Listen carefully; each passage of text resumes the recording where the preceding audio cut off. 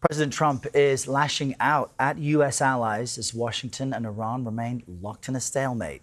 Yesterday in the Oval Office, Mr. Trump doubled down on his threats to bomb ally Oman if it gets in the way of U.S. efforts to reopen the Strait of Hormuz.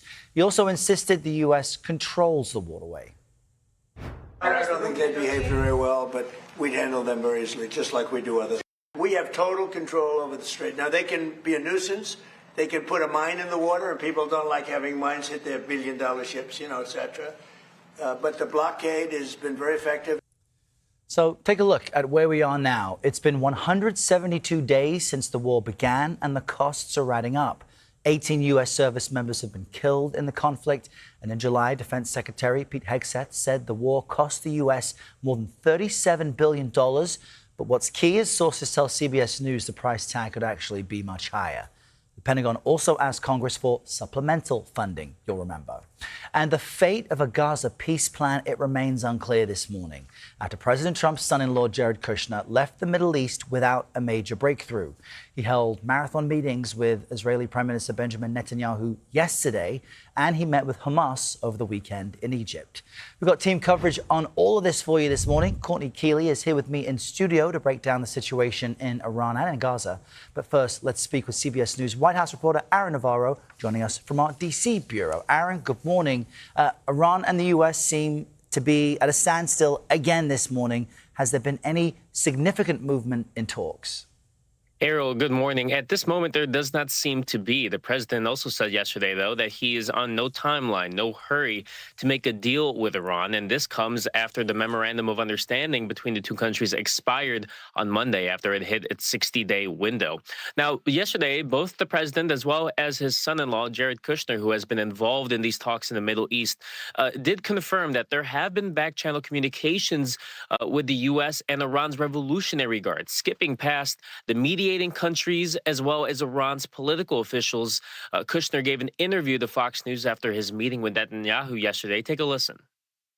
If Iran is willing to, finish the deal that they've been discussing with us to give up their ability to create a nuclear weapon, then obviously he's willing to make a deal that could be great for the Iranian people, and he's it's something he would be open to. But right now, they're not showing any interest in doing something that makes sense for us. Now, Kushner did not give too many details on what exactly is wrong with the deal that Iran seems to be entertaining. He only pointed to the U.S. Need for Iran to commit to never build a nuclear weapon, as well as not fund other militant terrorist groups in the region. We know that Iran has tied the lifting of U.S. sanctions, the unfreezing of assets, to the reopening of the strait. But we also know those are red lines for President Trump and this White House if Iran does not agree to never build a nuclear weapon. Right. In the same place we were so many days before. Aaron, thank you very much. We're joined now by CBS News Middle East contributor Courtney Kealy with more analysis on all of this. Courtney, good morning. Help us understand the perspective at this moment from Tehran. I mean, last week they were saying the Strait of Hormuz remains closed for the rest of Donald Trump's presidency, period.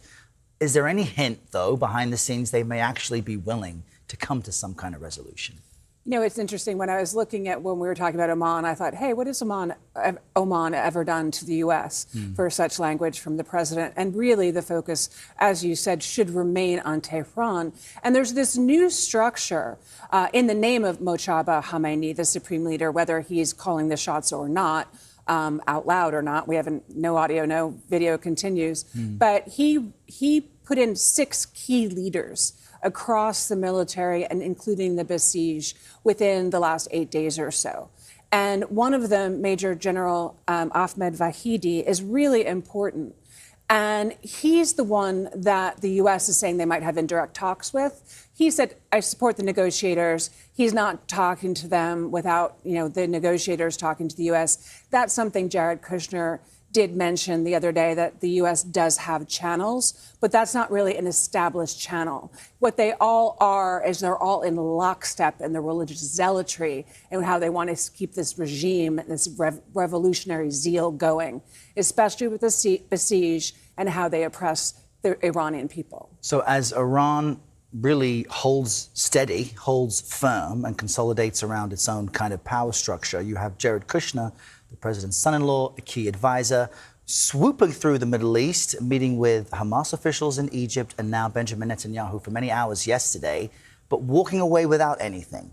What is possible there, even considering the factions that would need to be on the same page? Well, it's really interesting because Jared Kushner did a lot, but the person who didn't really get anything necessarily is Benjamin Netanyahu. No photo op, no shaking of hands with the U.S., and the son of a longtime friend. So actually, Jared Kushner going to Egypt and meeting with Hamas as a devout Jewish person and someone who believes in the homeland of Israel is stunning. Now, Hamas, a spokesman today, Hazem Qasem, said Hamas is committed to this agreement upon the processes, but so far Israel hasn't given clear approval of what happens next. So you saw Jared Kushner with the president of Israel, sort of more of a symbolic kind of photo op. And then what you've also had is you've had this rhetoric coming out of the right-wing cabinet, and you have this siege of the West Bank and Qusra that even the U.S. ambassador, who's actually pro-settlements, has called Jewish terrorists. So many things going on with different factions, both Iran and Israel and the Palestinians. But Jared Kushner has woven his way through this, and we'll see. Hamas seems to be on board. Netanyahu hasn't said anything about it yet. So much more complicated than just the U.S. versus Iran, as you explained so well. Courtney Kealy, thank you for being with us this Tuesday.